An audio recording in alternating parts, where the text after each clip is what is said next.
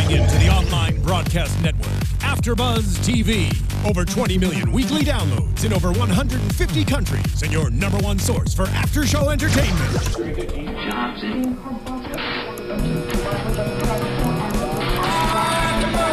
AfterBuzz TV, the destination for TV superfans. Producing aftershows for over 300 of your favorite TV shows. Interviewing celebrities and showrunners. And bringing you behind-the-scenes exclusives. All thanks to E! Entertainment's Maria Menounos, producer Kevin Undergaro, and internet leader Akamai.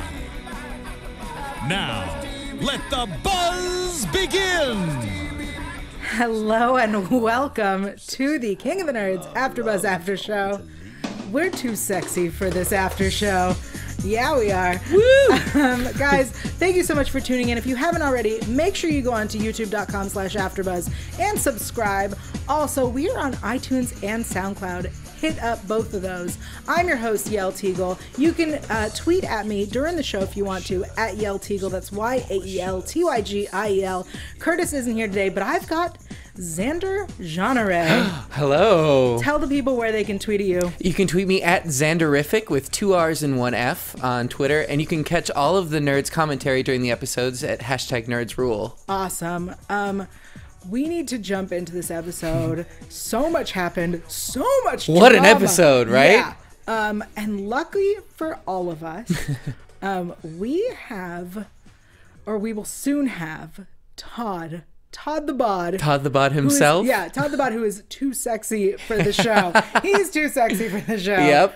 And we'll be talking to him in a bit. But first, I want to talk about the nerd war a little bit, because we had the nerd gata, right? And I felt so bad for everyone who wasn't an engineer. Oh, right? yeah. Like, that sounds like the most difficult thing ever. And that they had no testing for it. They're like, you're going to build boats out of cardboard, put them in the pool, and hopefully something happens, and like it floats. And like, if I hadn't known anything about it, I would have been like, that won't work. Right. That never works. And it did. They floated. Yeah. For most of the time. Yeah. I think the best part was that they, that Curtis and Bobby knew that those aren't gonna float. They're not gonna float the whole time. So they were like, so when it sinks, you have to drag everything with you. And I appreciated that, because I think other reality shows and other competitions, if it doesn't float, like, you're out. Right. You're disqualified. And I think in a traditional like regatta competition, it's just one way. Like, you have to get in a boat and paddle in. It's just one way. But then to make it so that you have to return, they're like, these are going to sink. Could they not have taken the boats out? Right? Like, you make it one way, take it out of the water, so it's not just sitting there absorbing water. I think that was against the rules. Yeah. No! Yeah. And then people were like, why don't you just jump out of the boat in the beginning and swim? But those got heavy and they were hard to swim with. Yeah. So it was easier to be on the boat and doing it and going across than it would be to swim with it. And we'll talk about the building of those boats, because that was some intense stuff. I think we've got Todd. Todd, are you video chatting with us? Todd, are you there? Toddy, can you hear me? Yeah, seriously.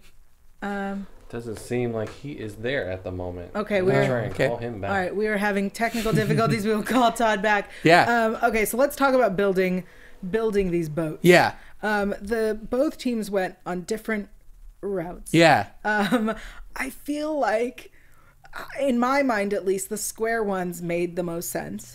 Yes and no. Like, strategically, I guess the aerodynamic point on a boat would be better if you're going for like speed. Right. But structurally sound, like a square box should hold up. And like Caitlin said, she was basing it off of like milk cartons that she would cut in half, or juice cartons.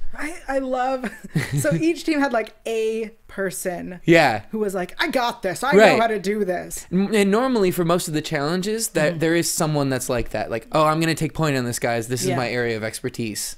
That's so great. We have Todd. Yay! We have Todd. Thank Todd. Hi, Todd. Hi. Can we actually hear me now? Yay! Yeah, good. Hi. Hi. I'm so sad. Let's just start it off with, I'm so sad. I'm so sorry. I'm more sad for you than you didn't do anything. In my mind, you did nothing wrong. Well, thank you. That is not... Well, actually, that seems to be the popular opinion on social media. But I thought I was in the wrong. I mean, obviously, more happened than what you saw on there. But it's a very fluid situation. And I guess there's things still up in the air. Well, can you tell us what... Because I feel like there's something we are missing as an audience. Can you tell us what happened?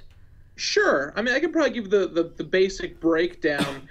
Was I knew I was going to go in if we lost, and I busted my butt to get those floats to work, those rafts to work, and then the second we lost, my heart sank, and just like Team Smash's boats. Oh, nice. So you can see me there at the very end. I don't have a smile on my face. It's pretty rough. We get back and we have to set up to go back into the room. And I was really, really ticked off.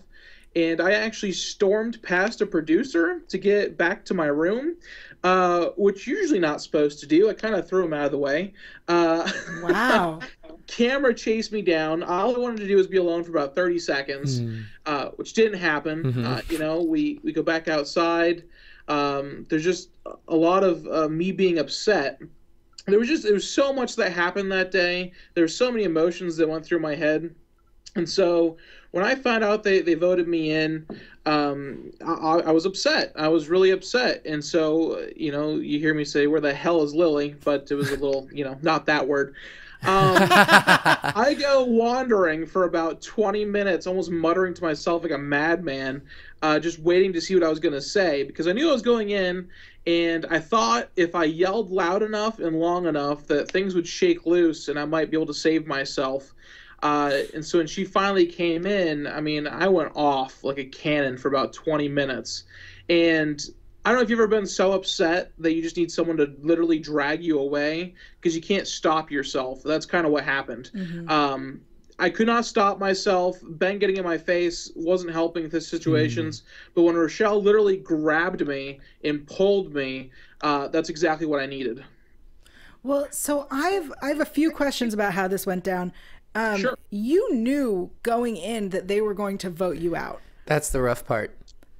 Yeah. So it was not very, I felt like the way they went about it made me upset. I mean, obviously, you saw how upset I was. Because there's something to be said about honesty when you're playing this game and telling people, like, okay, we're going to vote you in. But you don't do that before the challenge where you have to work as a team, because that's going to cause dissonance no matter what. You do it, like, before the throne room or a little bit before or after you lose a challenge, so that at least they have time to prepare and be like, okay, I'm going in, but not before you do something. And then it creates that dichotomy in your brain of, like, if we lose, I'm going home, Ben basically told me after the cosplay challenge that if we lost the next one, I was next. So, there's a lot going through your mind. And, I didn't think that I deserved to go in after the Nerdgata. Math was not my strong suit, and they all knew that. But, those paddles, I kicked the butt of a mechanical engineer in paddle building. Yeah. I'm really proud of myself there. I gotta say, what bugged me the most about this whole situation is that when you're shouting at Lily, and I am a loud person, right? So when I get upset, I cannot control the volume and it gets really loud. So I totally understand when they're telling you, like, you're not speaking, you're shouting. So I get that, and I've been there, and it was so fun because I'm like, you quiet people, you don't understand. Like, sometimes that's the volume you have. But the fact that what bugged me so much is you had said some meaner, I'm going to say meaner things. It was just the way you said it to Lily when she had cried before. And everyone was like, how dare you? This is how she expresses her emotion. And this is you expressing emotion. Right. And everyone gets on your case. Yeah. And I'm like, what is wrong with you people? Like, this is how he's expressing emotion. He doesn't cry, he shouts. Yes and no. Like, I mean, obviously, it give you a chance to defend yourself, Todd, too. But I think there's a difference between like the repercussions from someone crying on their own, like in their own space, and shouting, but not just shouting, but like directing it at somebody. Like, I don't think it necessarily even had to be Lily. I felt like you probably would have shouted at Ben or Caitlin or whoever was saying like you're going in. You know, it just happened to be that Lily was there, and that's who you thought was the weakest link at the time. Mm-hmm. Absolutely. And Lily, I mean, I love Lily so much, but, you know, playing the game, you don't know how to read people all the time. And Lily was the only person that I could not get a read on at all. I had no idea if she was being manipulative, if she was being genuine, if her relationship with Ben, where it was going, put me in jeopardy. I didn't know any of these factors. And that's when I decided that I needed to yell. It was 50% emotion. Actually, I'd say it's like 90% emotion, but there was 10% planning involved in it. Sure. Because I really wanted to see who she really was. If I confronted her in front of everybody and I made her that uncomfortable, I was hoping I could actually crack the mask and crack the layer and see who Lily truly was. Yeah. And it didn't work. That's one of the things that I think people don't realize too, is that you're constantly trying to suss each other out, like emotionally and physically. Like, what is this person thinking? What are they going to do? Because everybody has a mask on essentially when you're playing the game, because you don't want to reveal everything about yourself. I have a new theory now.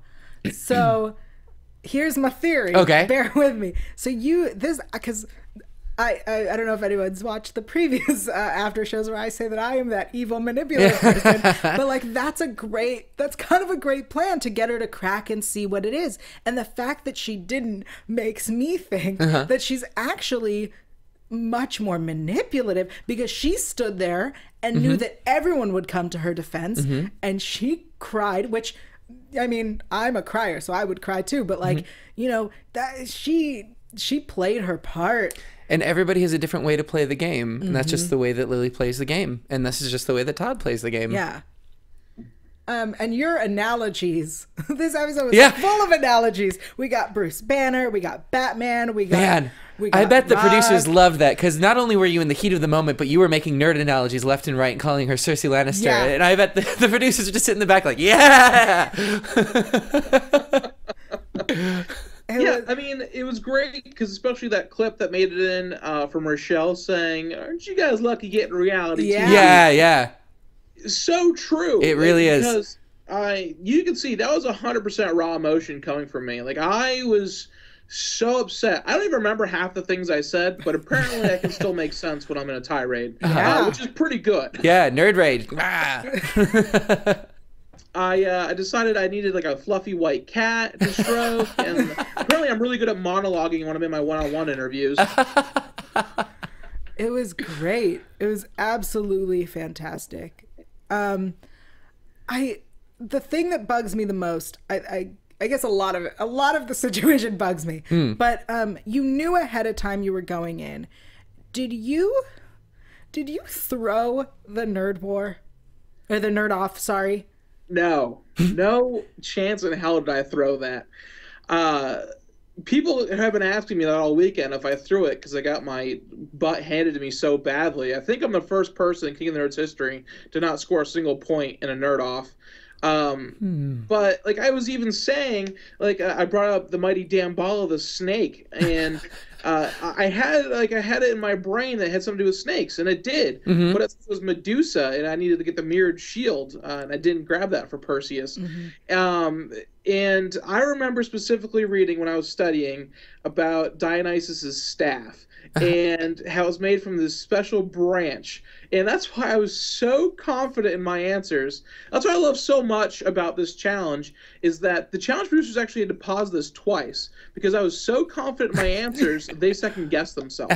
Wow. Which was amazing to me. I mean, you walk out, you know, you steal something, you walk out like you own it. Well, I was trying to steal that nerd off, apparently, because I had bits and pieces in my brain. Sure. But with the heat of the sun, the stress of the whole situation, taking on a sumo wrestler, none of it actually just clicked. Yeah. Yeah. And when you cram your brain full of information like that and you're in that stressful situation, you never know what connections are going to be made. And like I don't know if you really get a sense of it when you're watching it on the screen, but there are so many objects there from so many different mythologies. There was Japanese, Norse, Egyptian, Greek. Like, it was overwhelming. Wow. You definitely don't get that as an audience member. Yeah. And the sumo wrestler. Yeah. Your attempt to poke him was my favorite, because my first thought was, why has nobody just been like, hey? And then you did it, and I was like, yeah. That's what you would do to a sumo wrestler. I had a lot of fun with him. I was like, well, if I'm going to go out, I might as well have fun doing it. And he's huge. Yeah. Like, I'm 400 pounds myself, and that guy made me look tiny. Yeah. He was huge. It's so nice, though. He didn't speak any English. It was super nice. And he refused sunscreen. Like, he was talking about the sun out there. It was really hot. And this guy was just out there sweating with no sunscreen. And we're like, what is he doing? No, you could see how big he is, because you like bounced off him like you're a little pebble. Like, that's what that was. I am really surprised I didn't go flying. Like, I really am. I mean, I ran full speed when we hit each other, and I thought I would have went flying. That was amazing. Okay. The last thing I want to talk about before we let you go is when you left and you did not want to hug anyone. And I get it. I would have been with you too. Like, we're in a fight. I don't have time for you guys. Well, I don't think it was much of that. I thought he thought they were still mad at him, right, and didn't want to. I wouldn't want to deal with because I would think the same thing that we're in a fight. I don't want to deal with whatever you're about to say to me. Like, I get it. You're all mad. I'm out of here. But they called you back. They were like, no, we love you. How was that? It was nice. It really was. I mean, I thought for sure I was going to go down in the annals of King of the Nerds history as the Zach or Danielle for my season, where everyone hates me. I don't want. Not saying that they. I mean, I'm saying the fans. Jerks we are. And I really didn't want that to happen, but I already played my cards the wrong way. And then when Heather and Rochelle like screamed at me to come back, and it was very unexpected. Like, I was seriously shocked that they were bringing me back. I mean, I guess it's ding dong, the witch is dead. I'm already gone. Might as well make nice for future. I have no idea, but I thoroughly appreciated it. And that was, there's a lot of genuine emotion there. We all have a lot of affection for each other. And it's just a stressful situation. They understood. Yeah. If there's one thing that your season has been good at, it's that quickly resolving problems. Like, it's really tough love, and then it's fine. Like, it's just get this all out there, and then we're all friends and family. Yep. And we saw that with Ori as well. When they were like, hey, by the way, heat of the moment, we're really sorry we yelled at you. And he's like, I got it. It makes sense. Yeah. Because a lot of the people, even on all 3 seasons, we're all vocal people that will say whatever, especially in a competition. Yeah. And well, Todd, thank you so much for talking to us. Why don't you tell the people before we let you go where they can find you on Twitter and on anywhere else, anything you're up to? I'm definitely most active on Twitter. You can follow me at Todd the Bod. It's TODDTHEBOD12. I try to get as interactive as I can on there. I do have a fan page on Facebook under Todd the Bod. I apparently have an Instagram account, but I've had one picture on there for the last 2 years. Apparently try to find me on there. But Twitter is definitely the best way to get in touch with me. If I don't respond right away, I'm sorry. I work full time. I have a full plate of stuff, but I'll get to you eventually. Great. Well, thank you so much. We are so excited, and we will see you again soon, I assume. I know you're not gone forever. Oh, my story's not done just yet. You'll have to stay tuned to find out. Hey. Awesome. How evil sounding. I love it. Awesome. Thank you so much. Thank you. Bye, Todd. Bye, Todd. All right. Before we go on with the episode, I'm going to take a moment Okay. To thank our fans for listening, streaming, downloading, watching, listening, streaming, downloading, watching, all of that stuff. Guys, thank you so much. I say it every week. I clearly love this show. Xander is clearly a fan. Obsessed. Yeah. And because we have such amazing fans and listeners, streamers, downloaders, subscribers, even. Yeah. Those are all good words. Because of you guys, we get to talk to Todd. We get, Xander in here. We have Curtis in here. We have everybody's coming in. So we ask you guys to do a few very simple things for us. Go on to iTunes. Make sure you've subscribed. That would be the first thing. And then rate and review us. If you leave a comment, you will have it read here on the air. Ooh. I checked this week. Yay! There were none yet, but I checked. Guys, I'm on it. So write something. If you like us, give us 5 stars. If you don't like us, that's weird. We're lovable. Give us 4 stars and leave a comment. Let us know what we're doing well, who you want us to talk to, maybe who should also co-host with me, previous season people. Yeah. They're around. They are. Awesome. Let's get back into it. Let's finish talking about the nerd war. Okay. So we get to the math. That's the part. So I'm not a math person, right? So I was like, oh, this is going to be so complicated. I'm not even going to bother getting it. And then it's geometry. Right. Basic geometry. Yeah. Which is the worst. Yes. Yeah, and like what had happened in it too is just what you'd expect. Like Jonathan, the mathematician, he overthought it, and it took Colby, the high school teacher, to remember those formulas, because who's thought of those formulas in years? Right. Like nobody. Yeah. And so I thought that was a perfect kind of pairing along with it. Colby is sneakily becoming, in my mind, a front runner. Yeah. He has the greatest statements. Yep. Where he what's the word I'm looking for? He narrows down the entire episode into a great soundbite. Yeah. Like last week it was the Kinsey scale is alive. Yeah. And this week it was that if Todd if he wins and he stays, if he survives this, he will be a pariah. Yeah. It's boiling it down. That's what'll happen. And there he is doing the math. And I'm like, oh man, he is sneaky. Because up until now, I've been like, all right, there's Colby. Right. No, I really felt like this episode, he came out of his shell, and you got to see like the person behind Colby, because he's always just been like the grumpy guy in the back. It's like, oh. And he helps out the people studying. But this week, he's like, not going to bother. Yeah. He's like, no, I'm out. Right. But then we find out that Caitlin, our genius Caitlin. Yes. Did not take geometry. Nope. You can test out of stuff, and apparently that's what happened. I was laughing so hard when that was revealed. Yeah. And I even tweeted about it. I was like, so much geometry hate coming from the blue team. Because Rochelle's like, you don't even need geometry, and da-da-da. Yeah. Unless you're a carpenter. Right, yeah. Or a costumer. Like, you need geometry for patterns and things, but that's whatever. True. That's true. They have a costumer. Right. Why? I don't know. Like for me, because I'm not a math person either, I'm like theater major, but right? When I did, I liked geometry out of all of it because I could understand it because it was shapes. No that was me. None of that. But it is a lot of formulas that you have to remember, and on the spot like that, you didn't prepare for it because you didn't know it was coming, right? And you can't look anything up. Well, you knew it would have to do with math. They said math, but most of them spent time building the boats, right? Maybe that's what they had 2 hours to build a boat and study math, right? And somebody should have flipped through a book, maybe, but they probably figured like, oh, we have Jonathan, or oh, we have Caitlin, like we got this in the bag. Yeah, amazing. Yeah. Caitlin, that was my favorite line of the whole episode. I never took geometry. Right. And it made her seem more human. Like, oh, you didn't do something? You're not a robot? Yeah. Love you, Caitlin. I love her. I feel like I only say negative things about Caitlin on the after show, and I love her even more. Right. I also love that every time she says horse. It was that dang horse animation. So funny. Yeah. When I watch it, sometimes I'll do like a drinking game with my friends, and we added one to the list. Like every time there's a mention of a horse, take a drink, because it happens often. Apparently. Yeah. Well, if I lose, I'll just go home and ride my horse.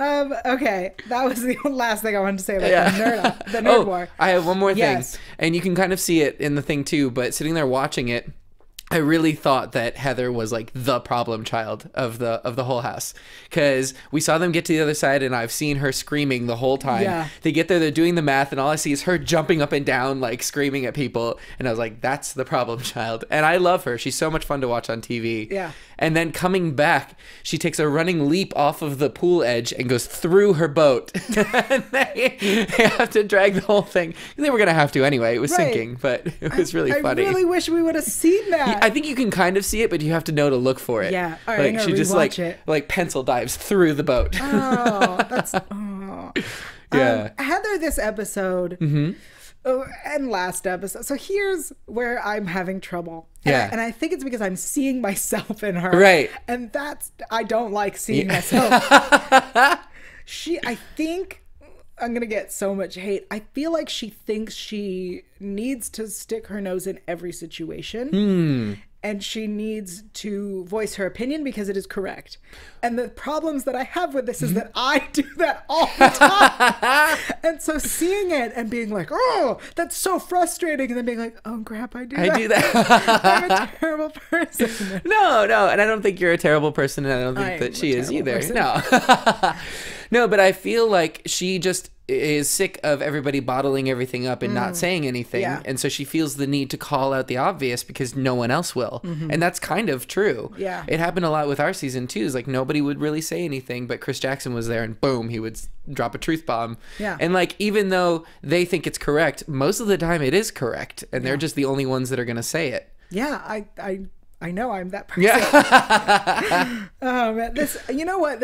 We're 3 episodes in, and I've seen a lot of myself. And I'm like, oh, season 4. Not happening. Oh man, not unless you want blowing up like over and over do want again. That. All right, let's get to the nerd off. Myth and match. Yes. I gotta say, I really enjoyed Curtis going from the co-host to the slave. Yes, it was a great visual gag, and he had some great one-liners too. One of them got in like, "I got yokoed." Like, I thought that was so funny. So great. Yeah. What an amazing reference. Yeah. And it was very like, yes, you did. Yeah. Yes, you did. I really like it, and I kind of wish it would continue. Like it would continue now that Pom Pom Kitty is co-host. Yeah, because she had a couple of lines this time. She did. And last time she had one of the riddles as the wood nymph. So we're seeing more and more Pom Pom Kitty, and she has a voice this season. And she got zapped in the butt. Yeah, I'm not too big of a fan of that one. You're not a fan of that one? No, I mean, I get it. It was kind of funny and like a nod to Revenge of the Nerds, but I'm like, we're kind of past that kind of humor, I think. I get it. I totally do. Yeah. And as a feminist, I should be with you. But like, so in my mind, I'm like, yeah, I could totally see Bobby and Curtis being like, you know what we should do? Yeah. Let's zap her in the butt. Yeah. Right? Like, I feel like, agreed, we're over it. We're past it. We're more mature. Right. But also, they're 12-year-old boys. Yeah. Like that, yeah. Yeah, so I get both sides. And it made it in, so that's that. But... So, okay, the sumo wrestler was my favorite part of the whole thing. So random. Especially because I don't remember who says it. I think it was Colby. He's like, there's a sumo wrestler. Who knows why he's here, but that's happening. Yeah. See, Colby. Yeah. We've underestimated Colby. Yeah. And the sumo wrestler, Heather's discussion of how she wants to touch him. Just touch it and see how it feels. I was like, I don't know what you think. I did. When filming the behind the scenes stuff, I like took a couple swings at him. Yeah, but I don't know what she thinks it feels like that's different. Oh, right. like, girl, I'm sure there's a part of your body, like I'm sure like your butt or your thigh or like find your flabbiest part and just push into it. I don't get what's happening here. That's true. Right? Yeah. But it is interesting to just run into something so solid that's not like a brick wall, but it feels like it could be. Just has a little bit of give. Like, how often can you run into a person and they were like, okay. I did it once during broom ball and I fractured a rib. Oh, gosh. I don't want to talk about it. You should have seen the other person. He was fine. Oh, don't look at him. Yeah, that sumo wrestler, I liked him. I like when he grabbed Caitlyn because she was trying to run around him, and he like flung her to the other side. He was so, he made no sense, and I loved every moment of it. Yeah. And he was just as confused. He didn't really know what was going on. They were just like, hey, these contestants are going to try to get past you. They have to touch you in some way, and then you can just let them go. And he was just sitting like, okay. So they had to get past him. Yeah. And at one point, Caitlyn was like, nah, I'm just going to run around. Yeah. And, like, she went around him. Could he only protect a certain amount of space? Or I think it was how fast he could move. Right.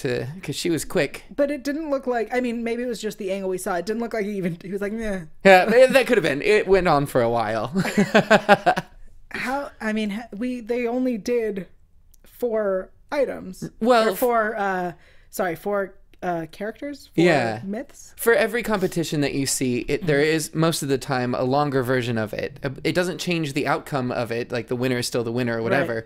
But they have to boil it down because it's only 45 minutes of TV and it couldn't be all the challenge. So it does go on longer than what you see, but the results are still the same and the key moments are normally what makes it in. Yeah. I loved Todd bringing stuff, and I love how he was so confident. Yeah. And and that's why I was like, I don't. Like, it could be. Is he throwing it? Yeah. Did he? Because we saw this conversation between Colby and Todd, and now that we know that he didn't throw it, I just still. I mean, I feel like he might as well say he did. Right. Like Colby had this conversation, and it seems like Colby got across to him that if he comes back, he will be kind of a pariah. Right. Well, I don't think that's enough to deter anybody from competing still, because going into it, you know that it's going to be an individual game and you know that you might not have like everybody be friends. So just having that be plainly stated, I don't think is enough to deter anybody from wanting to come back into the house, because you can always redeem yourself and make friends. And he did apologize, and it seemed like it was okay in the morning before the nerd off. Right. So I don't think it's worth throwing out $100,000 in the title just because they won't be friends with you in the house. I guess. Maybe. Who knows? That's true. That is a lot of money. And right? the title's great. I mean, I believe that a woman is going to win again. Because that's how we statistically, roll. like, that's what we it's do. proven. Yeah. So on that note. I think that's how statistics work. I don't know. I didn't do math. Yeah. We were in the same department. Yeah.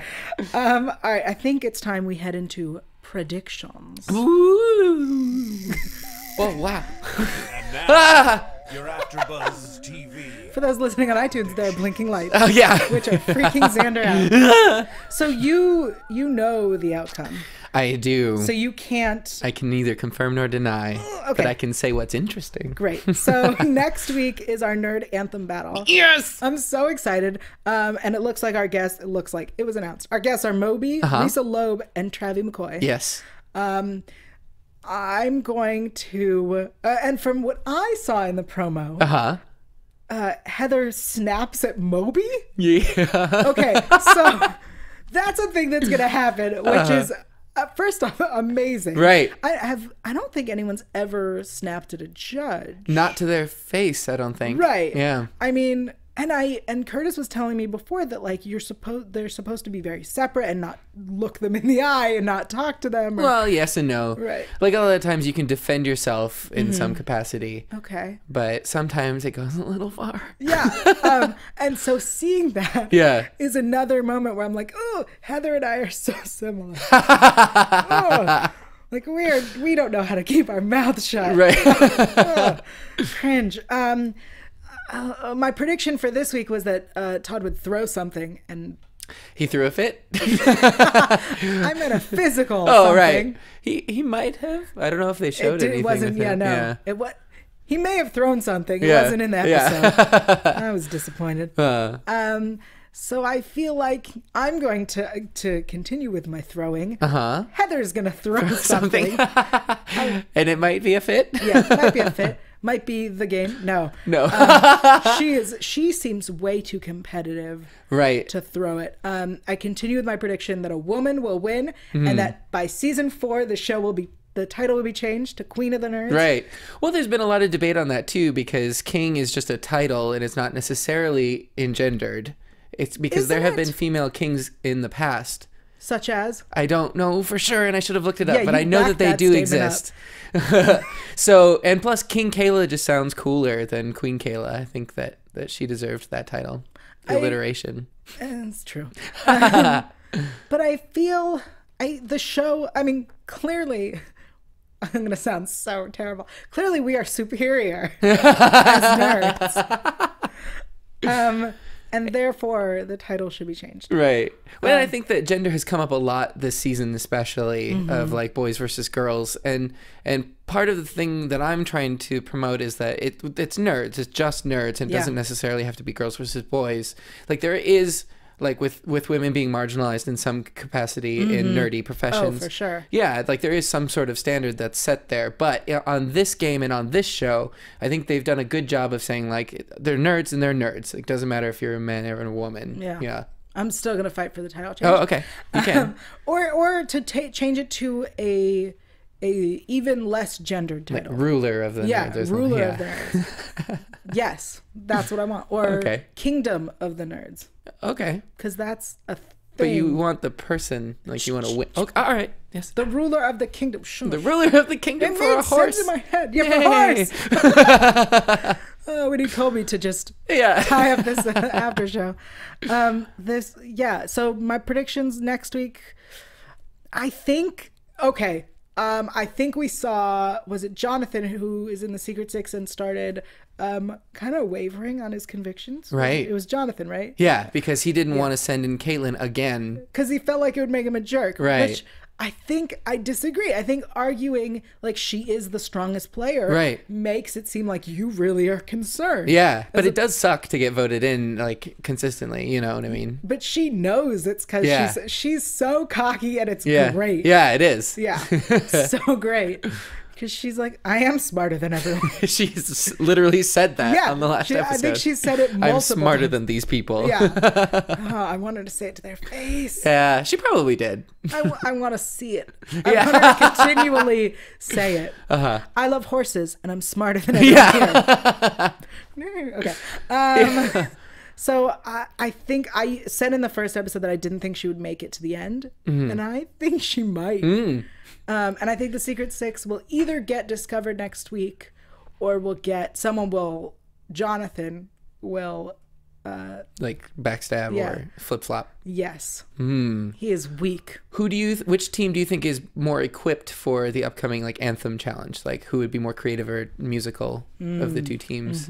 Let me Because while you do that, like what I did when I was playing was like after the cosplay challenge, I'm like, no, I'm still valuable because this anthem challenge is going to come up. You're going to need me. I lauded that over my team the whole time, and it never came up. That's so funny. Right? I think House Hulavu is going to win it. Oh, yeah? Just based on the members and what they've done in the past, like how creative they are.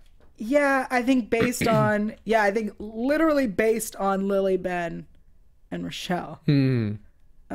I think those three, because then I think in that, in an anthem, Caitlyn would be the weakest, and that's just one. Right. And the other team, I think Colby and Ori would be the weakest. Yeah, as like the non-performer types. Yeah. I mean, they did do well in the LARPing challenge, or the cosplay challenge. Right, and I think Ori's a great LARPer. I think... and maybe it's just the way it's portrayed, but he seems like the least what's the word I'm looking for? A performer? No, like invested. He seems to get distracted easily. Oh yeah. And so I think that as they practice and whatever, so like let's say they have a dance routine, everyone will be on beat except for him. Maybe, yeah. That's what I foresee happening. So I think House Hulavu will finally well, for the last, because they lost the last two. I think they'll win this next one. Yeah. That's it. That's my theory. Those are my predictions. Okay. Thank you so much for joining us. Yeah, absolutely. Why don't you tell the people where they can find you online? You can find me on Twitter at Xanderific with 2 R's, 1 F, and on YouTube where I'll be doing my top 3 moments from every episode, and challenge, a YouTube challenge with all the contestants from season 3. Awesome. And that's on Xander Vlogs. Awesome. One and word. Spell Xander real quick. Xander. Just so people know. Yep, with an X. Awesome. And of course, you can find me online at yael.tv. That's YAEL.tv. There you'll find all the after shows I do here at AfterBuzz, including Grimm, Constantine, Switched at Birth, others. Also, I'm on Twitter, Instagram, YouTube, Google+, Pinterest, other places. I do a lot. I've seen your Pinterest list, girl. Yeah, that's me. At Yael Tygiel. That's YAELTYGIEL. And we will see you next week for more King of the Nerds. Nerd rule. From executive producers Maria Menounos, Kevin Undergaro, Phil Svitek, and the entire AfterBuzz TV staff, we would like to thank you for listening to the AfterBuzz TV network. To watch or listen to other after shows and post comments or questions, be sure to visit AfterBuzzTV.com. I'm Sir Richard Wentworth, and this has been a presentation of AfterBuzz TV. Buzz you later. The views expressed herein are those of the hosts only and do not necessarily reflect the views of AfterBuzz TV or its owners or principals.